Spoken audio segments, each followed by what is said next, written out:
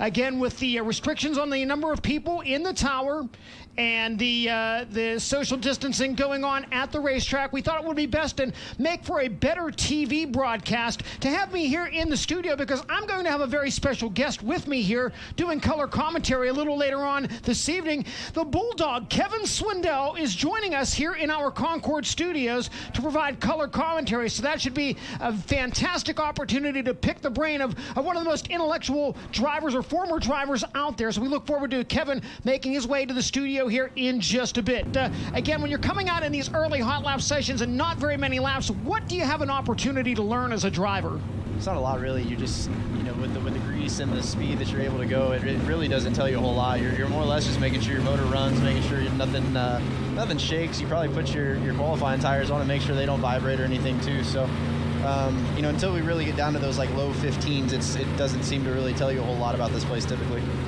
Now, typically the track starts to move up during qualifying with 48 cars here. The later cars have to go a long way around the racetrack if they want to stay on that line. If you draw a later number, when you go out in practice, do you try to maybe work in that lower line, hoping that the bottom does come in at some point late in qualifying and maybe you're not all the way up near the wall like everybody else had been? Yeah, typically this place, sometimes it's really good down there, and sometimes it stays really greasy, and it tends to, every once in a while, the shorter you can go here, obviously the faster you can go, as big of a place as it is, but if that grease gets moved down and gets packed in, or a couple guys go and blow it off, it can get really quick for a little bit, but it can go away really quickly too, and if you get your left front on the berm, you can pretty much, waste your qualifying run. Kevin Swindell still with us here in the studio. Kevin, the cushion moving up a little bit here, and those lap times continue to come down. That track record of 14.4 has stood for the last 14 years. Do you think we can get anywhere near that here this evening? It'd be tough. I think that's one of those laps that takes, the right air, the right racetrack, and a little bit of everything. I think most of the time when we broke the track records, it rained on that night. And you had just a ton of grip. Well, Johnny and Kevin, the cars are down in the staging lanes here. So, Kevin, once you get through qualifying, the hype of the night is right before us. What are you doing? What's your mental process getting ready for this first heat race here tonight? Well, a lot of that depends on where you qualified. Obviously, Aaron's probably on cloud 9 with a lap like he did, but you still got to go out here and make a good start, make a good 1 and 2, and then drive away if you can. But excited to see where this racetrack goes. I think some of these guys will be able to finally make the bottom work as the top gets further around. So it should be some good heat races here. So we'll bring the field down to a caution here. I want to ask Kevin Swindell here. Kevin, when you're lining up in heat race number 1 here, excited to get this first heat race underway, how tough is it for you as a driver when you've got these, and now what will be the 3rd attempt at a green flag start? Well, for a lot of these guys, it's a good thing because you're getting to practice 1 and 2 over and over again and kind of perfect what you're doing. So, if you made a mistake the first time, you learned from it already. But, it wears on you. I'm sure Linton's raring to go. He made a really good 1 and 2 there and was kind of going to get some of his spots back, I think. So, he'll be fired up, ready to go here to make up for his mistake for sure.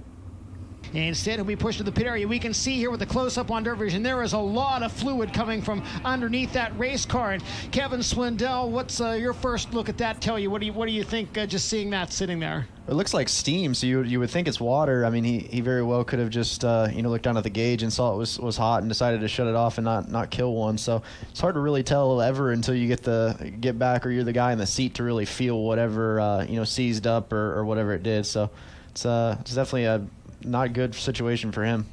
Tony, you mentioned a number of cautions before we had the green flag actually wave and get some laps in the books. And Kevin was mentioning here in the studio, too, that, these guys don't fill up the tanks normally for a heat race. And we may have some guys with some fuel issues or potential fuel issues. Let's put it that way. Correct, Kevin? Yeah, this is going to be close. This is one of the probably heaviest fuel-burning racetracks that we go to. And, definitely idling around. I mean, you don't really plan to do a whole lot of, typically we don't have a yellow at all in a heat race. So you just you get just enough in there, and this could get touchy, especially if you have to go to the scales afterwards.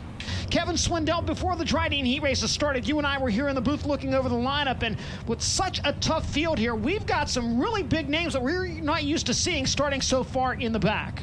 Yeah, especially this one with Sweet and those guys, pretty far back. Both the Selzies are usually good at Knoxville as well. So makes for some exciting heat races. I think we'll, Shots is deep in the next one after this, and the track's pretty racy right now. So I think you can go forward. Obviously, if you can stick the bottom the way Logan did right there, you've really got a shot to move forward. So should be some better than usual heat races tonight.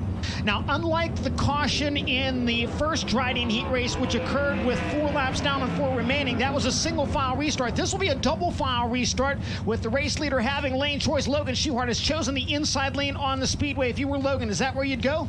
Yeah, absolutely. You can. I think the grip's better down there. You can definitely control. The race down into one. If you take the top and you don't beat him down there, then you're definitely getting slid and you kind of get yourself in a situation. So just easier to maintain your spot when you get to 1 and 2 here. Kevin, when you bring a cart into the work area, knowing you've only got 2 minutes to try to get things repaired, and you're pretty much helpless sitting in the seat there, how frustrating is it to a driver, especially to one who likes to turn the wrenches, likes to work on the cars? Are there times where you think, hey guys, maybe you should do this or do that? Yeah, it's definitely tough to sit there and you're kind of at the will of whoever gets there, and a lot of times you're just mostly worried if do they know something's happening on the other end and are they prepared. So a situation like this, you obviously have to come down. There's some other situations where you're like, do I stay, do I not? So definitely a different situation to but you're stuck sitting there, and sometimes you think you can do it better than they can.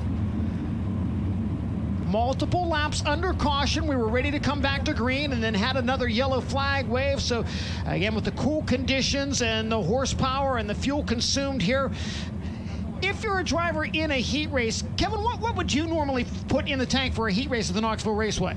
You're probably looking like 14-ish, maybe a little bit more. Just kind of depends on, obviously, where your balance is. I've strayed more to the heavier side the last year or so because I just never want to be that guy, and I probably run the most of anybody typically with my car in the features just to make sure I'm not at least the first guy that runs out. Kevin, through the first 3 Drydene heat races, what are you seeing here with the racetrack, and what are you seeing from the drivers who have not been on the racetrack for a while? Yeah, it looks good so far. This is one of the probably most consistently, racy places, and the last few years have been better and better about getting the heat races even more racy. So, this is good. I mean, this is, if come Knoxville Nationals time, you're dying for a heat race, with a racetrack this wide. So, we'll see. These guys have definitely changed. The racetrack's a lot different since they qualified and a little further around, but even got some crumbs there in the middle, so it's making it where you can really move around. We've heard a couple of the drivers talk about being out of breath and feeling like they're not in shape. You can go to the gym and work out as much as you want, but there's nothing like actually being in the race car to get you into that physical condition. True or false? Oh yeah, no, there's something really real about race shape and something about just it kind of takes your breath away when you've been out of these things for a while. So it's not something you can simulate anywhere else, and you just pretty much got to get in the car and do it. Kevin Swindell, in that last Drydene heat race, we saw a couple of guys really get into the inside berm. When it comes to running the bottom line at Knoxville, how difficult is it to stay low and not get the car really upset on that inside berm? Yeah, there's kind of an art form to it. You definitely can't get the left rear on it. You get the left rear on it, you're usually in trouble unless the racetrack is just really slow, and then you almost have to have your left sides both up on it. But right now you're able to carry a lot of speed. So if you can just get your left front kind of right there, or maybe just a hair on it, sometimes you can really run around there really hard, and it's almost surprising how fast and how aggressive you can get down there if you get it right. But if you get it wrong, it's really bad too. We saw the leaders running the top side of the speedway staying nice and smooth up there. When the cushion gets up closer and closer to the wall, how difficult is it to maintain that smoothness going through the corner and keep that momentum built up? Yeah, this place is, it looks really symmetrical, but it's not. Turn 1 kind of really cuts, sort of abruptly, and you have, a lot of times it seems to build a little bit of a curve there, and you can really get yourself in trouble if you don't kind of get your aim right. And then 3 and 4 is really inviting to the center, and then kind of, curls in. So definitely some little intricacies, and back to even the bottom, the berm isn't the same all the way around. It's got dips in it and places for the trucks to go in and out and things, and if you get your left front in at the wrong time, it'll actually get the whole car up off the ground. And so this place has a lot of little things that you have to learn, I think, over the years, and I think that's why some of these guys that spend a lot of time here are so good here. Well, as we look at the top 4 rows for tonight's World of Outlaws NOS Energy Drink Sprint Car Series feature, Kevin Swindell, we were talking here just before the dash draw, and you were very impressed with Shane Golubic and how good he was on a half mile for coming from California, where there aren't many half miles at all, just the one in Calistoga Speedway. He certainly got a good starting spot here from the pole position. What have you seen from him tonight that's looked impressive to you? He's just had good speed, I think maybe it's not even so much been him over the time. They've just struggled with their car a little bit, and Calistoga being really the only place that even remotely matches up to this place, out west for them. So, I think spending the time he did, back east and Volusia and things like that has really, got their program going. He's normally the guy that goes good at the Putnamvilles of the world. And Kevin Swindell, anytime you see the crew guys with a jack stand in the hand, that is not a good sign if you're trying to get back out into a race. Yeah, usually if you got to get the stands out, you've got some pretty significant issues. I mean, it may be no more than really a front axle, but at this point in the night and where he's kind of sitting, there's almost no point to try to thrash. And the biggest thing is you can make a mistake putting that thing back together in a hurry, and then cause yourself even more harm. Now, you mentioned, maybe a front axle. We have seen crews change entire front axles in the allotted 2 minutes in the work area before. Absolutely. It's if you have your stuff set up right and you've kind of got somebody that really knows what they're doing, I mean, you can do it really quickly. And obviously a lot of these outlaw guys, to the point that they practice when you're points racing. But, guys like Lucas and stuff, I don't think they're overly prepared for something like that. And, the addition of the tethers, too, has made it a little tougher. And you got to be on your game to really get that done in 2 minutes. Now, the good news is the worst he can start will be 8th in the feature, unless they would have to go to a backup car. Kevin Swindell, I don't see anything really that looks that serious that they'd have to bring up a backup car. No, I think it's the same as, Reitzel. It's either the engine or something in the rear end, most likely. So, both those things are very capable of changing. And, I think Corey's going to hustle out of here and make sure he can help. It looks like they're going to the hood. So, engines usually take, anywhere under 10 minutes now. So it's pretty simple if you have all your stuff set up. Kevin, as we progress through even a 6-lap event like the DIRTVision Fast Pass Dash, how much does the track change? We saw, I believe it was Darren Pittman had been running the bottom, and I kind of missed the bottom, got up into the middle of the speedway. How difficult is it to try to maintain that low line? It gets tough. 1 and 2 is a lot tougher to do it than 3 and 4 is. It's kind of the same as I was talking about before about it, cutting pretty abruptly. But seems to be some crumbs there through the middle that can kind of bail you out as long as you keep the car straight. Kevin, in the glimpses that we got to see of Ian Madsen, how did he look to you? And if you were Ian, what would you be thinking about changing, if anything? That's tough to know. He looked good. Obviously, it was able to maintain there, and Pittman looked really good on the bottom. So I think it just kind of depends on making sure that if that top starts to go away, that you can hit the bottom, and making sure you're stuck in the racetrack enough that you can run down there. So obviously he was really good at carrying around the top, and he kind of peeled away from it in 3 and 4 there, which makes you think that he's struggling to get off the corner a little bit. But overall looked good, and he's a guy that's got a lot of laps here, so he knows what he's doing. Guys, so far, the racetrack looks fantastic, and a shout-out to the Duncans and everybody at the track prep crew at the Knoxville Raceway for what they've done to give us a fantastic racetrack for the first race of the year at the Knoxville Raceway. Yeah, to come off, no practice really, I guess you could say for them. This racetrack's been pretty phenomenal. So, I think they're used to having 360s to run it in, and even 305 some of the time. So, just to kind of be a little different than their normal game, this is shaping up to be hopefully a really good feature. Kevin Swindell, quick glance at the lineup before we give the official starting lineup here. What do you see? Who has impressed you? Who do you think we need to keep an eye on? I think Pittman looked really good, at the end of the dash there. Obviously, the 41 has been one of the best cars at Knoxville the last couple of years. So those two, within the first 4 cars. But Short as well. They've been really good the last half of last year for sure, and obviously he was good at Volusia too. So I look for those 3 to probably be the dominant cars here. I think Madsen could obviously take off and run away possibly if they get their stuff right, but. You can't ever really leave out, Brown back there. And, Lyson obviously has been fairly good all night, too. So.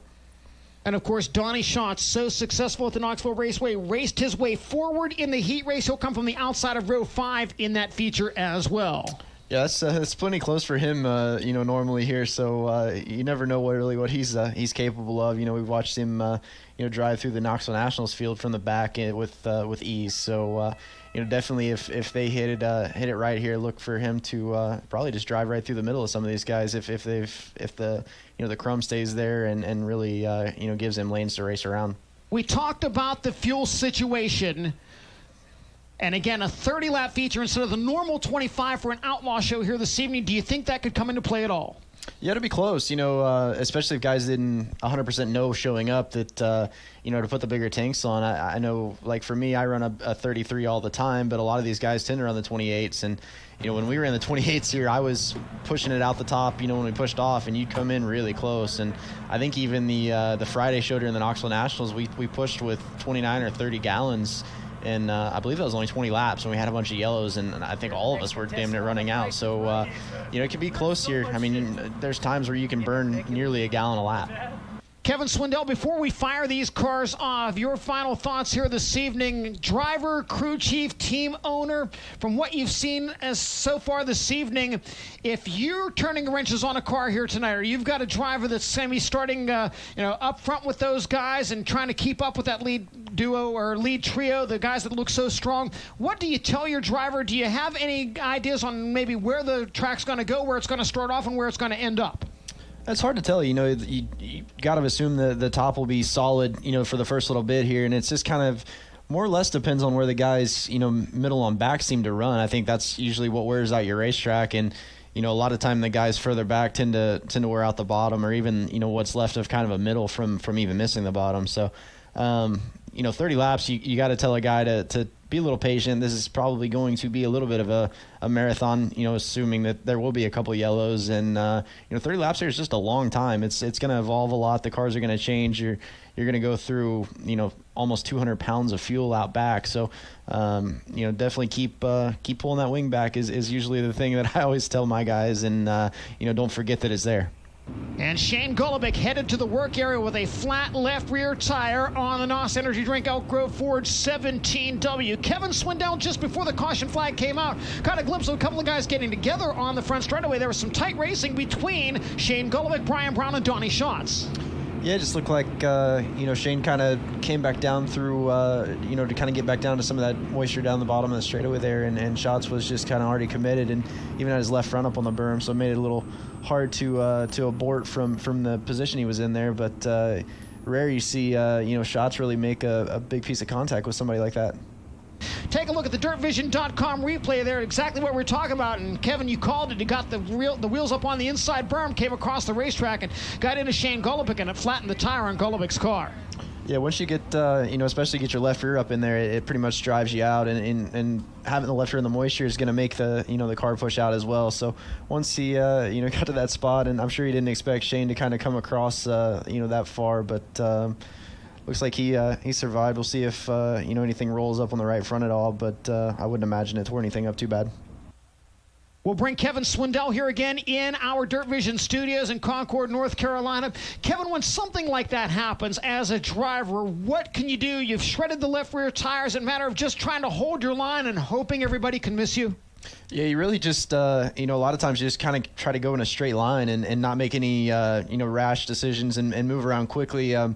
Typically if you kind of just leave a lane, I mean, everywhere it's kind of bad to roll through the middle or whatever it is. Because, I mean, here especially, if you get out of the gas when you're running, up against the cushion, you're probably going to crash regardless. So really being able to abort and, it looked like Sheldon really kind of got slowed up some, but just really unable to kind of maneuver it all to clear him. But yeah, I mean, the best thing you can do is just not really go anywhere and just stay in one place and hope everybody avoids you.